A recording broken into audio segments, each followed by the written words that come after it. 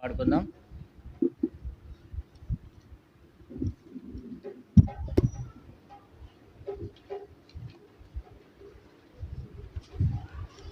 తొంభై ఐదో పాట సంఖ్య 95,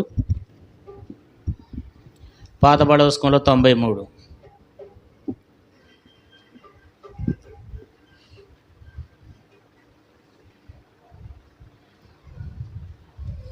పల్లవి 3వ చరణం నుండి 3వ చరణం 4, 5, 6 చరణాలు పాడుకుందాం. 3 నుండి 6వ చరణం వరకు. 3వ చరణం, 4వ చరణం, 5, 6వ చరణం. ఇందాక పాడని చరణాలు పాడదాం. ఇదిగో నీ రాజు వచ్చుచుండే, సియోను కుమారి సంతోషించు, యెరూషలేము కుమారి ఉల్లాసించు.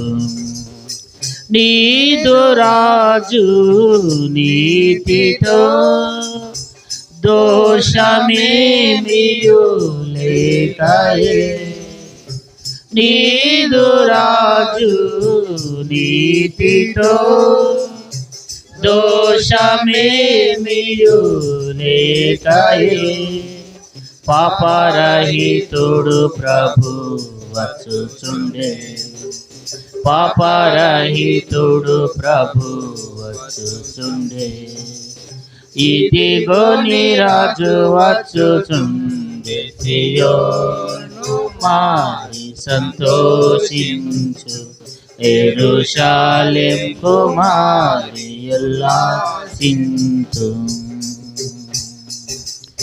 సాత్వికుండు ఈ భువిన్ అత్యంత మగు ప్రేమతో, సాత్వికుండు ఈ భువిన్ అత్యంత మగు ప్రేమతో, నిత్యరాజు నరులకై వచ్చుచుండే, నిత్యరాజు నరులకై వచ్చుచుండే. ఇదిగో నీ రాజు వచ్చుచుండే, సియోను కుమారి ఉల్లాసించు, యెరూషలేము కుమారి ఉల్లాసించు.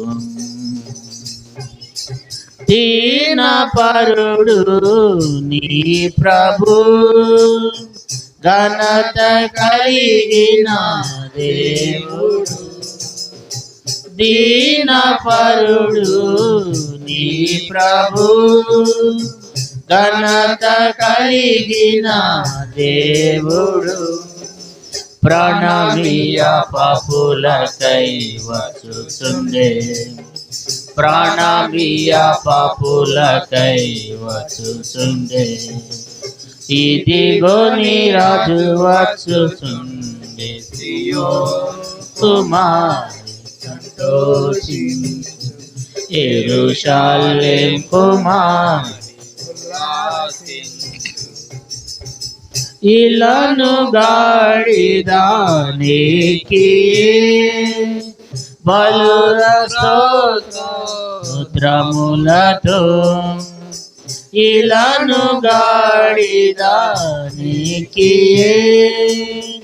బలుర స్తోత్రములతో, బలుడగు నీ ప్రభు వచ్చుచుండే, బలుడగు నీ ప్రభు వచ్చుచుండే. ఇదిగో నీ రాజు వచ్చుచుండే, సియోను కుమారి సంతోషించు, యెరూషలేము కుమారి ఉల్లాసించు. దావీదు కుమారుడు దేవుడు పాపులకు, దావీదు కుమారుడు దేవుడు పాపులకు, జయ గీతములతో వచ్చుచుండే, జయ గీతములతో వచ్చుచుండే.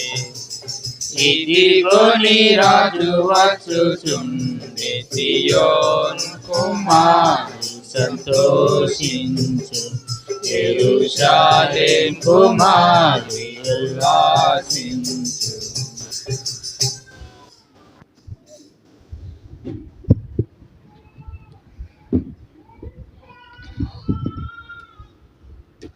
ప్రభు యొక్క శరీరంలో రక్తంలో పాలు పొందకమునుపు దేవుని యొక్క వాక్యంలో నుండి కొన్ని మాటలను చదువుకొని, దేవుని యొక్క వాక్యంలో నుండి మత్తయి సువార్త 27వ అధ్యాయము, మత్తయి సువార్త 27వ అధ్యాయము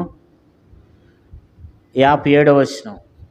యేసు శిష్యుడిగా ఉన్న అరిమత్తయి యోసేపు అను ఒక ధనవంతుడు సాయంకాలం అయినప్పుడు వచ్చి పిలాతు వద్దకు వెళ్ళి యేసు దేహమును తనకిమ్మని అడగగా పిలాతు దానిని అతనికి అప్పగింపని ఆజ్ఞాపించెను.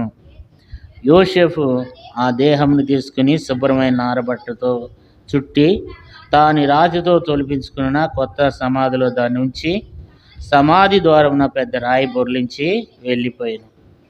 ఇక్కడ మనం చూసినట్లయితే అరిమత్తయి యోసేపు అనేటువంటి మాట ఇక్కడ కనపడుతుంది. బైబిల్లో చాలామంది యోసేపులు ఉన్నారు. మరి ఇక్కడ మనం చదువుకునేటువంటి యోసేపు ఎవరంటే అరిమత్తయ్య యోసేపు. ఈయన చాలా ధనవంతుడని కూడా రాయబడి వచ్చింది. ధనవంతుడు కానీ ఈయన యేసు శిష్యుడు. యేసుక్రీస్తు ప్రభువారికి చాలామంది శిష్యులు ఉన్నారు. మనకు తెలిసింది, కొంతమందికి తెలిసింది ఏంటంటే ఆయనకి 12 మంది శిష్యులు అనుకుంటాం. కానీ యేసుక్రీస్తు ప్రభువారికి చాలామంది శిష్యులు ఉన్నారు అన్నమాట. అంటే మనం కూడా ఏమై ఉండాలి? శిష్యులుగా ఉండాలి. దేవుడు మన యొద్ద నుండి కోరుకునేది ఏంటంటే మనం విశ్వాసులుగా కాకుండా, క్రైస్తవులుగా కాకుండా యేసు ప్రభువారికి శిష్యులై ఉండాలన్నమాట. యేసు ప్రభువారికి ఏమై ఉండాలి? శిష్యులుగా ఉండాలి. అంటే అందుకని ఏమన్నాడు యేసు ప్రభువారు చివరిలో ఆయన తిరిగి ఆరోహణమైనప్పుడు 28వ అధ్యాయము, మత్తయి సువార్త 28వ అధ్యాయము 19వ వచనం. కాబట్టి మీరు వెళ్ళి సమస్త జనులను శిష్యులుగా చేయుడి. అంటే సమస్తం ప్రజలందరూ ఏం కావాలా? విశ్వాసులుగా కాకుండా శిష్యులుగా ఉండాలి. కాబట్టి శిష్యుడు ఏం చేస్తాడు అంటే, విశ్వాసులమైతే ఏం చేస్తామంటే మనకు అంత బాధ్యత, అంతగా మనం చాలాసార్లు దేవుని ఎంతో మనం నిర్లక్ష్య పెట్టే వారంగా ఉంటాం. అదే శిష్యుడు అనుకోండి, శిష్యుడు అనేటువంటి వ్యక్తి ఎట్లా ఉంటాడంటే మారుమనసు పొందుతాడు, ప్రభు శరీరంలో రక్తంలో పాలు పొందుతారు. తర్వాత దేవుని కార్యాలు ఎక్కడుంటే అక్కడ ఉంటాడు శిష్యుడు కదా. శిష్యుడు అంటే అన్ని రకాలుగా భారం భరించేవాడు శిష్యుడు. ఇక్కడ కూడా మనం చూసినట్లయితే ఇక్కడ కూడా అరిమత్తయి యోసేపు ఎట్లున్నాడంట? శిష్యుడిగా ఉన్నాడు అనమాట. తను ధనవంతుడే, కానీ ధనవంతుడైనప్పటికీ తను ఏమై ఉన్నాడో యేసు ప్రభువారి కంటే శిష్యుడిగా ఉన్నాడు అనమాట. శిష్యుడిగా జీవిస్తూ వచ్చినాడు. అంటే శిష్యుడు అంటే ఎవరు చేయలేని సాహస కార్యాలు కూడా అతను చేస్తాడనమాట. ఒక విశ్వాస అయితే ఏం చేస్తాడంటే, ప్రభువా నేను కష్టపడి సంపాదించిన దాంట్లో మరి 9 వంతులు నాది, 10వ వంతు నీది అంటాడు. శిష్యుడైతే ఏమంటాడంటే నాదంతా నీదే ప్రభువా అంటాడంట. శిష్యుడైతే ఏమంటాడు? నాదంతా నీదే అని అంటాడు. అదే విశ్వాస అంటే ఏమంటాడు? ప్రభువా సగం పని నాకు, సగం పని నీకు అంటాం. నాకు నీకు అనేటువంటి భేదం శిష్యుల్లో, విశ్వాసుల్లో ఉంటుంది. శిష్యుల్లో ఏముంటుంది? నాదంతా నీదే, నువ్వెక్కడ ఉంటే నేను కూడా అక్కడే ఉంటాను, నీ కొరకే నేను జీవిస్తాను. యేసు ప్రభువారి కొరకు జీవించేదే శిష్యుడు. దేవుడు కోరుకునేది మనము శిష్యులుగా ఉండాలని కోరుకుంటున్నాడు, కానీ విశ్వాసులుగా ఉండాలని, క్రైస్తవులుగా పేరు పెట్టుకుని ఉండాలని కాదు. మనము దేవునికి శిష్యులుగా ఉండాలి. ఆయన కార్యాలు నెరవేర్చే వారంగా. శిష్యులు ఏం చేస్తారు?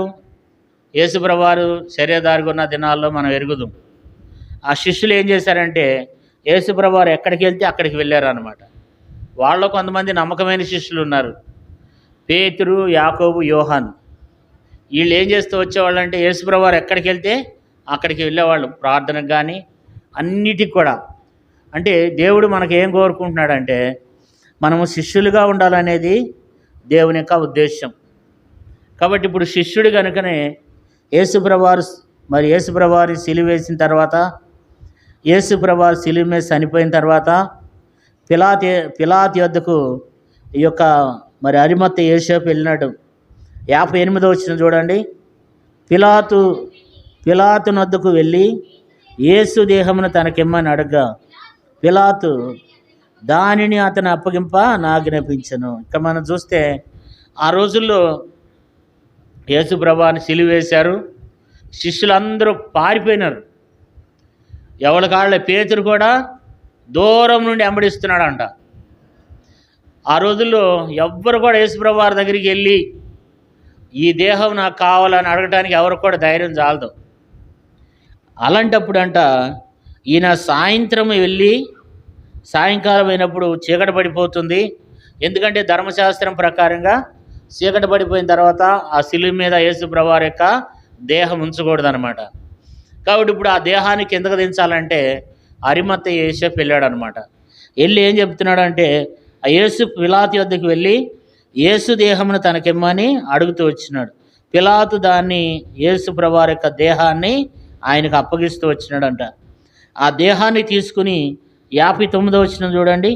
యోసేపు ఆ దేహమును తీసుకుని శుభ్రమైన నారబట్టతో చుట్టి తాను రాతితో తొలిపించుకున్న కొత్త సమాధిలో దాని నుంచి సమాధి ద్వారమునకు పెద్ద రాయి పొర్లించి వెళ్ళిపోయింది. తను ఏం చేస్తూ వచ్చినాడంటే మరి అందరూ ఎవరు కూడా సాహసించడం లేదు అక్కడికి వెళ్ళటానికి. కానీ అరిమత్తయి యోసేపు ఏం చేస్తూ వచ్చినాడంట, అక్కడికి వెళుతూ వచ్చినాడంట. వెళ్ళి యేసు ప్రభువారి యొక్క దేహాన్ని తనకిమ్మని అడిగినాడు అనమాట. అడిగి ఆ దేహాన్ని యేసు ప్రభువారు యొక్క దేహాన్ని పిలాతు వద్ద నుంచి ఏం చేస్తూ వచ్చినాడంట, తీసుకుంటూ వచ్చినాడు అనమాట. కాబట్టి శిష్యుడిగా ఉంటూ వచ్చినాడు కనుక ఆ భారాన్ని ఏం చేస్తూ వచ్చినాడు, భరిస్తూ వచ్చినాడు కదా. మరి మనం చూస్తే యోహాను సువార్తలు కూడా ఈ సందర్భం రాయబడింది. యోహాను సువార్త 19వ అధ్యాయము 38వ వచనం, 19:38. అటు తర్వాత యూదుల భయం వలన రహస్యముగా యేసు శిష్యుడైన అరిమత్తయి అయిన యోసేపు తాను యేసు దేహమును తీసుకుని పోవుటకు పిలాతు వద్ద సెలవడిగను. పిలాతు సెలవిచ్చిన గనుక అతడు వచ్చి యేసు దేహమును తీసుకుని పోయిను. కాబట్టి యేసుక్రీస్తు ప్రభువారి యొక్క దేహాన్ని తీసుకుని మరి సమాధి చేసినటువంటి వ్యక్తి ఈ యొక్క అరిమత్తయి యోసేపు అన్నమాట.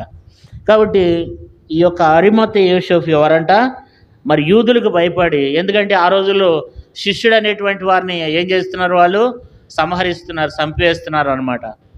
అయితే ఈయన రహస్య శిష్యుడిగా ఉంటూ వచ్చినాడు కానీ దేవుని పనులైతే చేస్తూనే వస్తున్నాడు అన్నమాట కదా. కాబట్టి మరి ఆ యొక్క అరిమత్తయి యోసేపులో ఉండేది ఏంటంటే ఆ శిష్యరికం అన్నమాట. అంటే దేవుని బిడ్డలైనటువంటి మరి నీవునే మనం కూడా ఏమై ఉండాలి, విశ్వాసులం కాదు, క్రైస్తవులం కాదు, ఏం కావాలా, శిష్యులం కావాలి. యేసు ప్రభువారి యొక్క శిష్యులముగా నీవునే మనం కలిగి ఉండాలన్నమాట కదా. తర్వాత ఏం చేస్తూ వచ్చినాడంట చూడండి. మార్కు సువార్త అరిమత్తయి ఏం చేశాడంటే మొదటి విషయం ఏంటంటే శిష్యుడిగా జీవిస్తూ వచ్చినాడు. రెండో విషయం ఏంటంటే మార్కు సువార్త 15వ అధ్యాయము 42-43 వచనాలు. ఆ దినము సిద్ధపరచు దినము అనగా విశ్రాంతి దినమునకు పూర్వ దినము గనుక సాయంకాలం అయినప్పుడు అరిమత్తయి యోసేపు తెగించి పిలాతు వద్దకు వెళ్ళి యేసు దేహమును తనకిమ్మని అడిగను. అతడు ఘనత వహించిన ఒక సభ్యుడై దేవుని రాజ్యం కొరకు ఎదురు చూస్తుండేవాడు. ఇక్కడ మనం చూస్తే తెగించిండంట. యేసు ప్రభువారి యొక్క దేహాన్ని తనకిమ్మని అడగటానికి తెగించిండంట. ఇక్కడ ఏం రాయబడిందంటే 43వ వచనములో, మార్కు సువార్త 15:43లో మరి అరిమత్తయి యోసేపు తెగించి పిలాతు వద్దకు వెళ్ళి, అంటే ఆ రోజులో ఇప్పుడున్న దానికంటే కూడా ఇప్పుడు ఏ రీతిగా అయితే క్రైస్తవుల్ని ఎంత హింసించి ఎంత బాధ పెడుతున్నారో ఆ రోజులు ఇంకా ఎక్కువగా ఉండేదన్నమాట. యేసు ప్రభువారు చనిపోయిన దినాల్లో ఇంకా బాగా తీవ్రంగా ఉండేది. ఎక్కడ క్రైస్తవులు అని చెప్పడానికి అవకాశం ఉండేది కాదు. మరి అలాంటి సమయంలో ఇప్పుడు యేసు ప్రభువారు దేహాన్ని కిందకు దించాలి. యేసుప్రభు వారి యొక్క దేహానికి ఎందుకు దించాలంటే ఎవరికి ధైర్యం చాలటం లేదు, ఎవరు వెళ్ళటం లేదు, సాయంత్రం అయిపోతుంది. మరి యేసుప్రభు వారు స్వస్థపరిచినటువంటి వాళ్ళు వెళ్తాం లేదు. యేసుప్రభు వారికి సహోదరులు ఉన్నారు, యేసుప్రభు వారికి అన్నదమ్ములు ఉన్నారు, వాళ్ళు వెళ్ళటం లేదు. మరి యేసుప్రభు వారి శిష్యులు ఉన్నారు, వాళ్ళు వెళ్ళటం లేదు, ఎవ్వరు వెళ్ళటం లేదు. సాయంత్రం అయిపోతుంది, చీకటి పడిపోతుంది. ఈ ఒక్క వ్యక్తి మాత్రం ఏం చేశాడంటే తెగించి వెళ్ళిండంట, తెగించి కదా. మరి దేవుని కొరకే ఏం చేస్తూ వచ్చినాడంట, తెగించిండు అనమాట. మనకు కూడా దేవుడు చెప్పేది ఏంటంటే మనం కూడా దేవుని కొరకు ఏం చేయాలి, తెగించాలి. దేవుని పనులు చేయడానికి, దేవుని కార్యాలు చేయడానికి కూడా మనం కూడా తెగించేవారుగా ఉండాలి. దేవుని యొక్క సువార్త చేయడానికి, దేవుని మాటలను అనేక మందికి తెలియజేయడానికి మనం ఏం చేయాలి, తెగించాలి. వెనకంజ వేయకూడదు కదా. మన తెగింపు ఎట్లా ఉందంటే దానికి మన తెగింపు ప్రతికూలంగా ఉందన్నమాట. మనం వేటికి తెగిస్తాం, ఆదివారం మందిరానికి ఒక్కోసారి ఆదివారం మందిరం మానేయడానికి తెగిస్తాం, సంఘ ప్రార్థన మానేయడానికి తెగిస్తాం, గృహకొడుకులు మానేయడానికి తెగిస్తాం, స్త్రీల కొడుకులు మానేయడానికి తెగిస్తాం. మనం వీటికి తెగిస్తాం, కానీ అసలైనటువంటి వాటికి మనం ఏం చేయం చెప్పండి, మనము తెగించమన్నమాట. దేవుని కొరకు తెగించే బిడ్డలంగా ఉండాలి కదండి. మంచి పనుల కొరకు ఏం చేయాలి చెప్పండి, తెగించాలి. దేవుని కొరకు ఏం చేయాలి, ధైర్యంతో తెగించే బిడ్డలంగా ఉండాలన్నమాట. కానీ మన తెగింపు ఎలాంటిదంటే మన తెగింపు మనమన్నీ కూడా దేవుని ఎదుట భయం లేనటువంటి పనులు చేస్తూ ఉంటాం అన్నమాట. మన తెగింపు సరైనటువంటి తెగింపు కాదు. మన తెగింపు ఎలాంటిదంటే ఆదివారం మందిరానికి వచ్చినా సరే కూర్చోమన్నమాట. ఆదివారం మందిరానికి వచ్చినప్పుడు కూడా ఉన్న 4 గంటలు కూడా బండి వేసుకుని అటు ఇటు వెళ్ళిపోతూనే ఉంటాం, తెగిస్తామన్నమాట. తర్వాత ఆదివారం మరి మందిరం మానేయడానికి తెగిస్తాం, దేవుని కార్యాలకు తెగిస్తాం, ప్రతి దానికి మనం ఏం చేస్తూ ఉంటామంటే మనం తెగించేవారుగా ఉంటామన్నమాట. ఏమి మనకు ఎంత మాత్రం కూడా పట్టు విడిపు అనేది ఉండదు అనమాట. దేవుని కార్యాలు ఇడిచిపెట్టడానికి మనం తెగిస్తాం. మరి అరిమత్తయి యోసేపు ఏం చేస్తూ వచ్చినాడంట, యోసేపు తెగించి పిలాతు వద్దకు వెళ్ళి యేసు దేహముని తనకి ఇమ్మని అడిగినాడంట కదా. మరి నిజంగా ఆ రోజుల్లో ఎవరు కూడా వెళ్ళటానికి దమ్ము లేదు, ధైర్యం కావాలి. ఎవ్వరు కూడా అక్కడికి వెళ్ళడానికి అవకాశం లేదు. పిలాతు దగ్గరికి వెళ్ళి నేను కూడా యేసుప్రభు శిష్యుడినండి, ఆ దేహాన్ని నాకు ఇమ్మని అడగాలి అని అంటే ఎంతో ధైర్యం కావాలి. కానీ అక్కడ మరణానికి తెగించి వెళ్ళాడు అనమాట. నేను చనిపోయినా పర్వాలా, ఒకవేళ వాళ్ళు నన్ను చంపినా పర్వాలా, నేను మాత్రం ఏం చేయాలి, యేసు ప్రభువు వారి యొక్క దేహాన్ని ఏం చేయాలి, తీసుకుని రావాలి. అది తన యొక్క తెగింపు అన్నమాట. ఈ తెగింపు ఏంటి, అందరు వెళ్తున్నారు కాబట్టి నేను కూడా వెళ్దాం అని వెళ్ళాలి ఆయన. ఎవరు వచ్చినా రాకపోయినా నేనేం చేయాలి, నేను దేవుణ్ణి ఆ యొక్క యేసుక్రీస్తు ప్రభువు వారి యొక్క ఆ దేహాన్ని నేనేం చేయాలి, తీసుకుని వచ్చి సమాధిలో పెట్టాలి. ఆయన ఎందుకు వచ్చినాడంటే ఎవరో వస్తున్నారు కనుక నేను కూడా వస్తున్నానని రాలే, లేకపోతే ఎవరు రాలేదులే నాకెందుకు అని ఊరుకోలే. అక్కడ ఎవరున్నారు, ఇప్పుడు సర్వసాధారణంగా ఈ లోకంలో ఎవరైనా చనిపోతే భూస్థాపనకు 1000 మంది వస్తారన్నమాట. భూస్థాపనకి ఏం చేస్తారు, 1000 మంది వస్తారు. అయితే యేసుక్రీస్తు ప్రభువారు చనిపోయినప్పుడు ఇద్దరే ఉన్నారంట. యేసుక్రీస్తు చనిపోయినప్పుడు యేసుక్రీస్తు వారిని సుగంధ ద్రవ్యములతో ఆయన్ని మరి సుగంధ ద్రవ్యములు పోసి యేసు ప్రభువారిని సమాధి చేయడానికి ఎంతమంది ఉన్నారు ఆ రోజునంటే ఇద్దరే. ఆ ఇద్దరు ఏం చేస్తూ వచ్చినారు, యేసుక్రీస్తు ప్రభువారి యొక్క దేహాన్ని ఏం చేస్తూ వచ్చినారు, వాళ్ళు సమాధి చేస్తూ వచ్చినారు అన్నమాట. సుగంధ ద్రవ్యాలను తీసుకుని ఏం చేశారు, వాళ్ళు యేసుక్రీస్తు ప్రభువారి యొక్క దేహానికి పోసి వారు ఏం చేస్తూ వచ్చినారంట, మరి యేసుక్రీస్తు ప్రభువారి యొక్క దేహాన్ని వీళ్ళిద్దరు మాత్రమే సమాధి చేసిందంట. మరి మిగతా వాళ్ళంతా ఏమైపోయినారు, వాళ్ళంతా అంటే ఎవరి కాడ ఏం చేస్తూ వచ్చినారు, ఎవ్వరు పట్టించుకోవట్లేదు ఆ రోజున కదా. ఒకసారి కరోనా టైంలో ఇట్లాగే ఒక గొప్ప దైవసేవకుడు చనిపోతే ఎవరు రాలేదు. అప్పుడు ఒక ఆయన వాక్యం చెప్తున్నాడు, ఎవరు రాలేదని అనుకోవద్దు, కొన్నిసార్లు పరిస్థితి అట్లా ఉంటుంది. ఎవరు రాకపోయినా యేసు ప్రభువారికి ఎంతమంది వచ్చినారు, ఎంతమంది అంట, ఇద్దరే. కాబట్టి కొన్ని సందర్భాలు ఆ రీతిగా ఉంటాయి, కాబట్టి దేవుని బిడ్డలైనటువంటి వారికి ఎవరో రాకపోయినా మరి యేసుప్రభువారు చనిపోయినప్పుడు ఆ ఇద్దరు మాత్రమే ఏం చేస్తూ వచ్చినారంట, సమాధి చేస్తూ వచ్చినారంట. ఎవరా ఇద్దరు? అరిమత్త యోసేపు, ఇంకొకరు ఎవరు చెప్పండి? అరిమత్త యోసేపు, ఇంకొకరు ఎవరు చెప్పటం లేదు.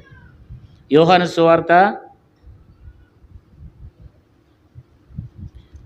సువార్త 19వ అధ్యాయము 38వ వచనం. ఉమ్, ఉమ్, ఉమ్, ఉమ్, ఉమ్. 39వ వచనం. మొదటి రాత్రి వేళ ఆయన యొద్దకు వచ్చిన నికోదేము కూడా బోలమును కలిపిన ఆగరును రమారమి 150 సేర్లు ఎత్తు తెచ్చెను. అంతట వారు యేసు దేహమును ఎత్తుకుని వచ్చి యూదులు పాతిపెట్టు మర్యాద చొప్పున ఆ సుగంధ ద్రవ్యములు పూసి నారబట్టలు చుట్టింది. ఇప్పుడు ఎవరు వీళ్ళిద్దరు? అరిమత్త యోసేపు, నికోదేము, వీళ్ళిద్దరే. మరి నికోదేము ఏం చేస్తూ వచ్చినాడంట? బోలముతో కలిపిన ఆగరు రమారమి 150 సేర్లు ఎత్తు తీసుకుని వచ్చినాడంట. వీళ్ళిద్దరు కలిసి ఏం చేస్తూ వచ్చినారంటే మర్యాద చొప్పున. చూడండి, అంతక్రితం యేసుప్రభువు వారి యొక్క దేహాన్ని వాళ్ళు ఏం చేస్తూ వచ్చినారంటే మర్యాద లేకుండా చేశారు. ఆయన్ని శిలువ మీద ఎక్కించి ఆయన్ని చూడనొల్లని వాడిగా చేస్తూ వచ్చినారు. కానీ వీళ్ళిద్దరు ఏం చేస్తున్నారంటే యేసుక్రీస్తు ప్రభువాని శిలువ మీద నుంచి దింపి, మరి అప్పటికే ఆయన ఏమైపోయినాడంటే ఉదయకాలము 9 గంటలు మొదలుకొని మధ్యాహ్నం 3 గంటల వరకు కలవరి శిలువలో ఏమయ్యాడు యేసుప్రభువారు? ఎండకి ఎండిపోయి రక్తమంతా కారిపోయి ఏమీ బరువు లేడనమాట. ఎందుకంటే రక్తము నీరు ఏమైపోయింది, అంతా కార్చివేశాడనమాట. వీళ్ళిద్దరూ ఆ యొక్క యేసుక్రీస్తు ప్రభువారి యొక్క దేహాన్ని కిందకు దించి దానికి సుగంధ ద్రవ్యాలు తీసుకుని వచ్చి దానికి ఆ దేహానికి పూసి తర్వాత యూదుల మర్యాద చొప్పున ఏం చేస్తూ వచ్చినారంట, సమాధిలో పెడుతూ వచ్చినారంట. 41వ వచనం, యోహాను సువార్త 19:41 వచనం. ఆయన సిలువేసిన స్థలంలో ఒక తోట ఉండెను. ఆ తోటలో ఎవడునూ ఎప్పుడునూ ఉంచబడని కొత్త సమాధి ఒకటి ఉండెను. ఆ సమాధి సమీపంలో ఉండెను కనుక ఆ దినము యూదులు సిద్ధపరుచు దినమైనందున వారు అందులో యేసు దేహమును పెట్టింది. కాబట్టి యేసుక్రీస్తు ప్రభువారి యొక్క దేహాన్ని ఆ సమాధికి ఆ యేసు ప్రభువారు సిలువేసినటువంటి దగ్గరలోనే ఒక తోట ఉందంట. ఆ తోటలో కొత్త సమాధి ఉంది. ఆ కొత్త సమాధిలో ఏం చేస్తూ వచ్చినారు? యేసుక్రీస్తు ప్రభువారి యొక్క దేహాన్ని పెడుతూ వచ్చినారంట కదా. కాబట్టి ఇక్కడ రాయబడింది ఏంటంటే అరిమత్త యోసేపు ఏం చేస్తూ వచ్చినాడంట అండి? తెగించిండంట దేవుని పనులు, దేవుని కార్యాలు చేయడానికి. దేవుని కొరకు మనం ఏం చేసేవారుగా ఉండాలి? తెగించేవారుగా ఉండాలన్నమాట. ఆదివారం చర్చికి రావడానికి తెగించాలి, మరి గురుకుడికి రావడానికి తెగించాలి. దేవుని కార్యాలకి ఏవైనా సరే సువార్త చేయడానికి ఏ పని అయితే ఆ పని, దాని కొరకు ఏం చేయాలి? మనం తెగించాలి. ఎవరో వెళ్తున్నారా లేదా? మనం ఎట్లా ఉంటామంటే కొన్నిసార్లు గృహకుడికి వెళ్ళాలంటే లేకపోతే సంఘ ప్రార్థనకి వెళ్ళాలంటే మనం ఏం చేస్తాం? అందరు వెళ్తున్నారా లేదా? ఎవరన్నా ఎవడో ఒకళ్ళ ఇద్దరు బయలుదేరాలి అక్కడి నుంచి.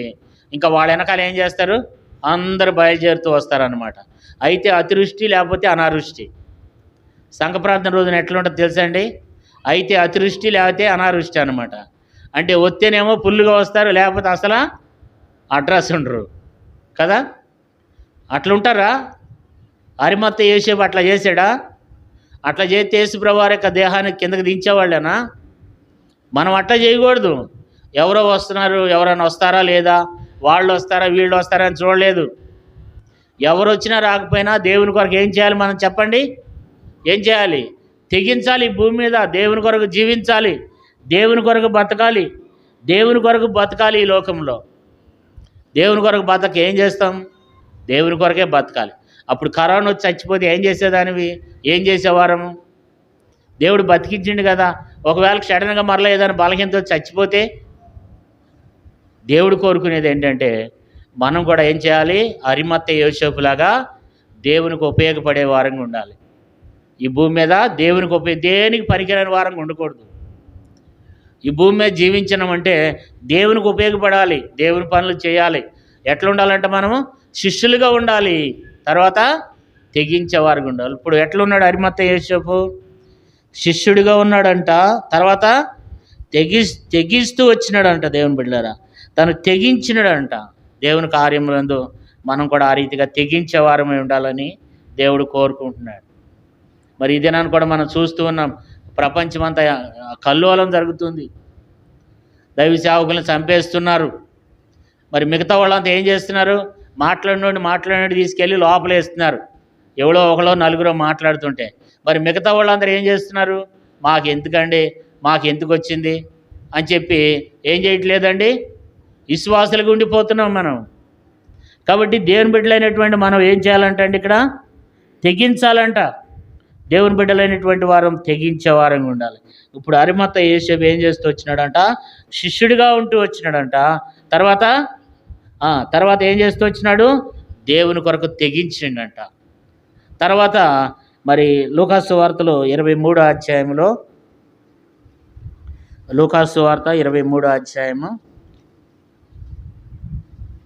అక్కడ కూడా అరిమత్తయి యోసేపు గురించి దేవుని వాక్యంలో రాయబడింది.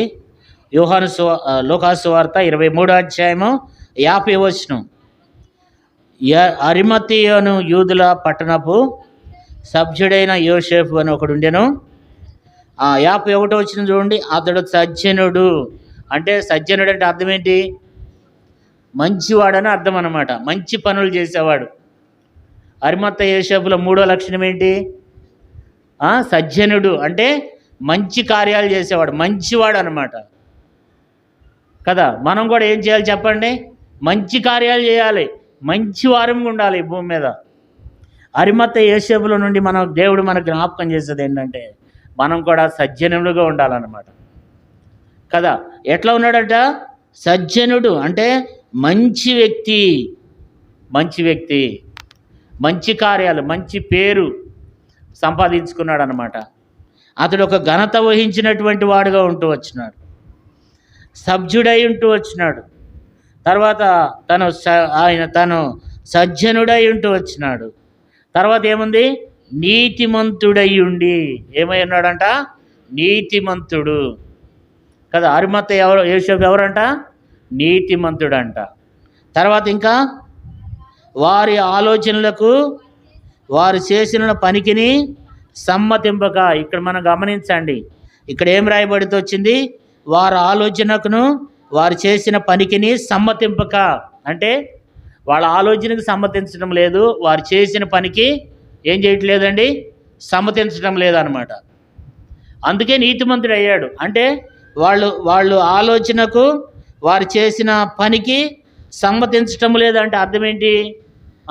వాళ్ళు ఏదో చెడ్డవాళ్ళు అయి ఉంటారు, లేకపోతే వాళ్ళు ఇతరులకు కీడు చేసేవాళ్ళు అయి ఉంటారు, లేకపోతే ఇతరులకు నష్టం చేసేవాళ్ళు అయి ఉంటారు. అందుకని వారి ఆలోచన ప్రకారంగా జీవించడం లేదంట. అందుకని ఏం రాయబడితే వచ్చింది? వారి ఆలోచనకును వారు చేసిన పనికిని ఏం చేయట్లేదండి? సమ్మతింపటం లేదనమాట. అందుకే బైబిల్ ఏం రాయబడింది? 1వ కీర్తనలో, దుష్టుల ఆలోచన చొప్పున నడవక, పాపుల మార్గం నిలవక, అపహాస్యకులు కూర్చుండ చోటను కూర్చుండక కదా. కాబట్టి వారి ఆలోచన ప్రకారంగా నడుచుకోవట్లేదంట.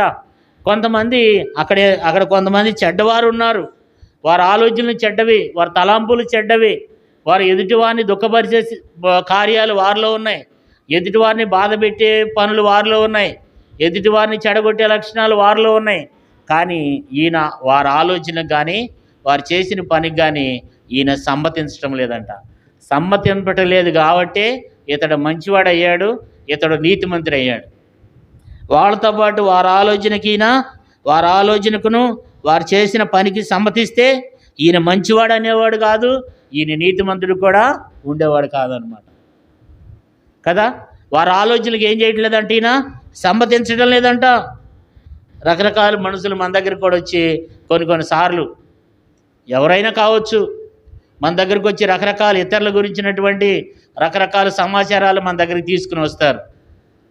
మన దగ్గరికి తీసుకుని వచ్చినప్పుడు అవిని వాళ్ళ ఆలోచన ప్రకారం మనం వెళితే మనం కూడా నష్టపోతాం అన్నమాట.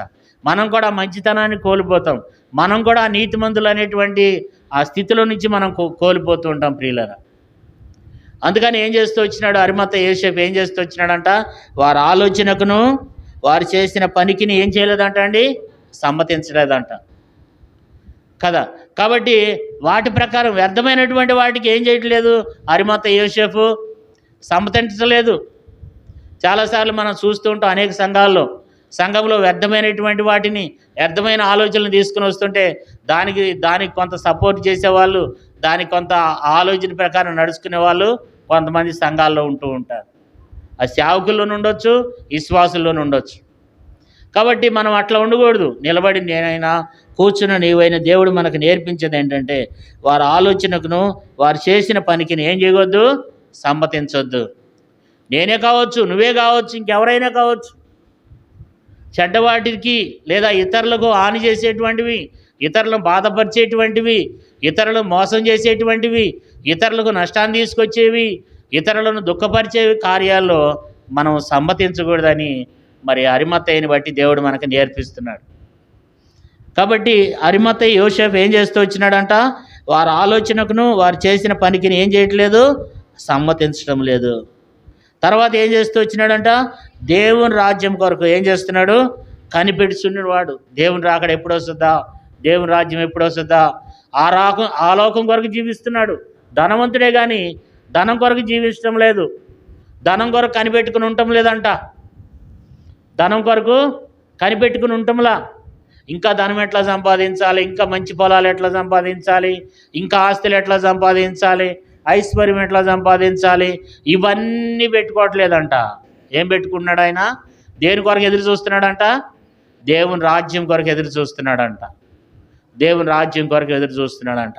అలాంటి వారు కావాలని దేవుడు కోరుకుంటున్నాడు.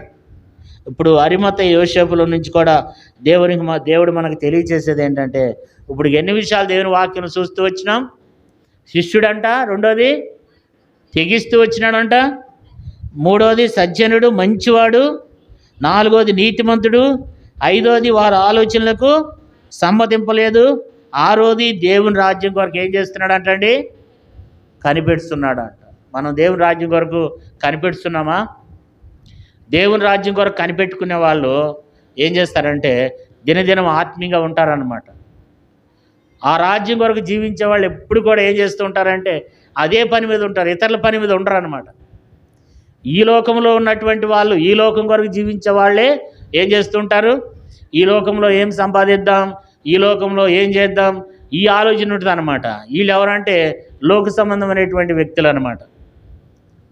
ఇతరులతో సంబంధించడం, వ్యర్థమైన మాటలు మాట్లాడుకోవటం, వ్యర్థమైనవి మాట్లాడుకుంటుంటాం, వ్యర్థమైన సంభాషణ చేయటం, ఇవి కలిగి ఉంటారు అన్నమాట. నలుగురు కలిస్తే వ్యర్థమైన మాటలు, పనికిరాని మాటలు, లేకపోతే ఇతరులను ఎక్కిపొడిచే మాటలు, ఇతరులను బాధపరిచే మాటలు, వీటికి మనం కలిగి ఉంటాం.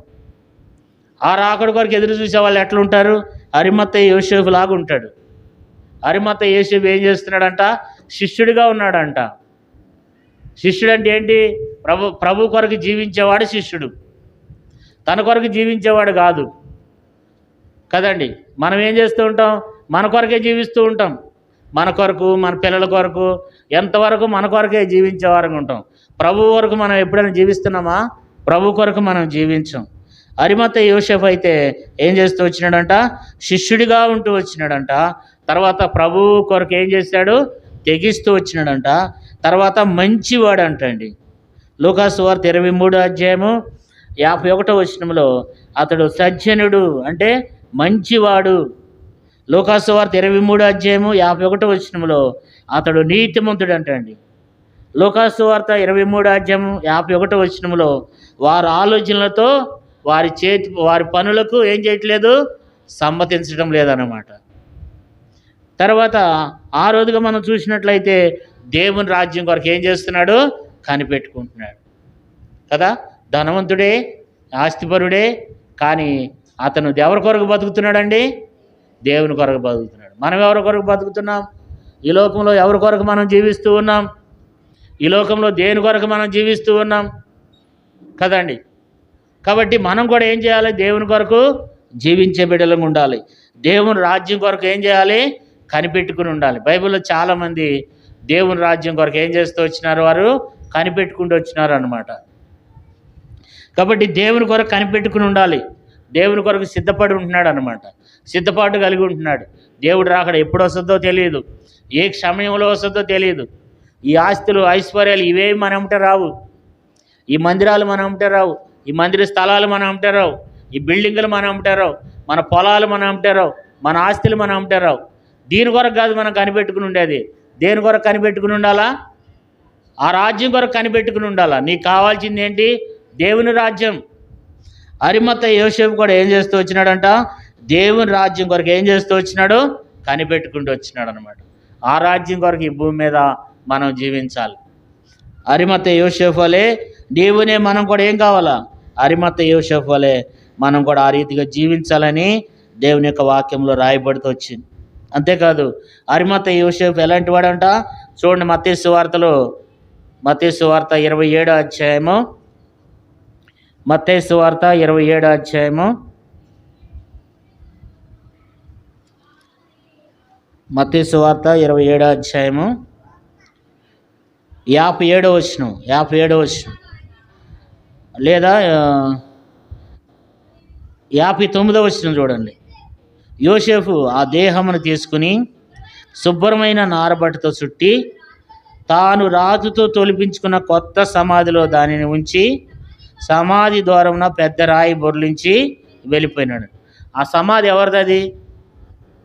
అరిమత్తయి యోసేపు అంట తన కొరకు తొలిపించుకున్న సమాధి అంట అది. దేవుని కొరకు ఏం చేస్తున్నాడు? నానుకున్నదన్నీ కూడా ఏం చేస్తున్నాడండి? దేవుని కొరకు ఇస్తున్నాడు. చాలామంది బ్రతికుండగానే ఏం చేస్తారంటే సమాధి తొలిపించుకుంటారు, సమాధి కట్టించుకుంటారు అన్నమాట. మన దేశంలో కూడా చాలామంది సమాధి ఏం చేస్తారు? బతికుండగానే నాకు ఇక్కడ సమాధి ఏర్పాటు చేయండి, ఇక్కడ నాకు సమాధి కట్టండి అని చెప్తారు. లేకపోతే బతికుండగానే సమాధిని సిద్ధపరచుకుంటారన్నమాట. అరిమత్తయి యోసేపు కూడా ఏం చేస్తూ వచ్చినాడంటే తన బ్రతికుండగానే తను సమాధిని ఏం చేశాడంట? సమాధిని ఒక రాయి, ఒక కొండలో నుంచి మరి సమాధిని తొలిపించుకున్నాడు అనమాట. అది కొత్త సమాధి. అది అరిమత్తయి యోసేపు కొరకు తాను సిద్ధపరచుకున్నటువంటి సమాధి. ఆ సమాధిలో ఎవరిని పెట్టినారు? యేసు ప్రభువారిని పెట్టినారు. అంటే యేసు ప్రభువారి కొరకు ఏమైనా ఇవ్వటానికి సిద్ధంగా ఉన్నాడు. అంటే ఎంత సమర్పణ, ఎంత త్యాగం ఉందో చూడండి. యేసు ప్రభువారి కొరకు ఏం చేస్తున్నాడండి? తన ప్రేమగా తొలిపించుకున్నటువంటి సమాధిని యేసు ప్రభువారికి ఇస్తున్నాడు అనమాట. తన కొరకు తొలిపించుకున్నటువంటి సమాధిని యేసు ప్రభువారికి ఇస్తున్నాడు. అంతేకాదు సుగంధ ద్రవ్యాలు కొంటూ వచ్చినారంట. సుగంధ ద్రవ్యాలు మార్కు సువార్త చూడండి, మార్కు సువార్త 15వ అధ్యాయము, మార్కు సువార్త 15వ అధ్యాయము 46వ వచనం చూడండి. అతడు నారబట్ట కొని ఆయనను దింపి ఆ బట్టతో చుట్టి బండలో తొలిపించిన సమాధి యందు ఆయనను పెట్టి ఆ సమాధి ద్వారమునకు రాయి పొర్లించి వెళ్ళిపోయాను. కాబట్టి నారబట్ట కొన్నాడంట. ఇప్పటికీ ఆ నారబట్ట ఇప్పటికీ ఉంది. ఇప్పటికీ ఆ నారబట్టను జాగ్రత్తగా భద్రపరిచి ఉంచినారు. యేసు ప్రభువారిని చుట్టినటువంటి ఆ నారబట్ట అది ఇప్పుడు వరకు ఉందన్నమాట. ఎందుకంటే ఆయన బట్టలు, చుట్టిన బట్టలు అక్కడే ఉన్నాయి. యేసు ప్రభువారు తిరిగి లేచి వెళ్ళిపోయినాడు. ఆ నారబట్టలు ఇప్పుడు కూడా సజీవంగా ఉన్నాయి అన్నమాట కదా. సజీవంగా ఆ నారబట్టలు ఉన్నాయంట. నేను చాలాసార్లు విన్నాను. ఆ ఇజ్రాయెల్ దేశం వెళ్ళిన వాళ్ళు ఒక అతను చూపిస్తూ వచ్చినాడు అనమాట. అతను ఏమంటున్నాడంటే ఇదిగో ఇక్కడ యేసు ప్రభువారిని ఆయన కొరకు తొలిపించినటువంటి సమాధి, మ్యూజియంలో ఆయన యొక్క వస్త్రాలని, ఆ నారబట్టలు ఏం చేస్తూ వచ్చినారంట? ఇదిగో జాగ్రత్తగా భద్రపరుస్తూ వచ్చినారు. ఇవాటి వరకు కూడా ఆ వస్త్రాలు ఉన్నాయంట. నారబట్ట అంటే యేసు ప్రభువారి కొరకు ఎంతైనా సరే సమర్పించుకోవడానికి, యేసు ప్రభువారి కొరకు ఎంతైనా ఇవ్వటానికి సిద్ధపడినటువంటి వాడు అరిమత్తయి యోసేపు. అంతేకాదు యోహాను సువార్తలో మనం చదువుకున్నాం. అక్కడైతే ఏముందంటే సుగంధ ద్రవ్యాలు కొంటూ వచ్చినారంట కదా. మరి నికోదేము, అరిమత్తయి యోసేపు వీళ్ళిద్దరు ఏం చేస్తూ వచ్చినారు? మరి సుగంధ ద్రవ్యాలు కొని ఆయన యొక్క దేహానికి పూస్తూ వచ్చినారంట. ఎంత అద్భుతంగా సమాధి చేసినారంటే వాళ్ళిద్దరే కానీ యేసుక్రీస్తు ప్రభువారిని అద్భుతమైన రీతిలో ఆ సమాధి చేస్తూ వచ్చినారు. ఆ సుగంధ ద్రవ్యాలు తన శరీరం అంతా పూసి నారబట్ట చుట్టినారు. ఆ యొక్క శిలువ మీద నుంచి దించి తనకున్నటువంటి గాయాలన్నీ శుభ్రంగా తుడిచేసి మరలా దానికి ఆ యొక్క వైట్ నారబట్ట చక్కగా యేసు ప్రభువారికి చుట్టి ఇద్దరు మోసుకొచ్చి ఆ సమాధిలో పెట్టి పెద్ద రాతిని బొర్లించి వెళ్ళిపోయినారంట. ఎంత సమర్పణ జీవితం అరిమత యోసేపులో ఉందంటే, శిష్యుడంటే ఇట్లా ఉండాలి. నీవునే మనం కూడా ఇలాంటి శిష్యులముగా ఉండాలి. అలాంటి శిష్యుడు అంటే ఆయన ఏం చేస్తూ వచ్చినాడు?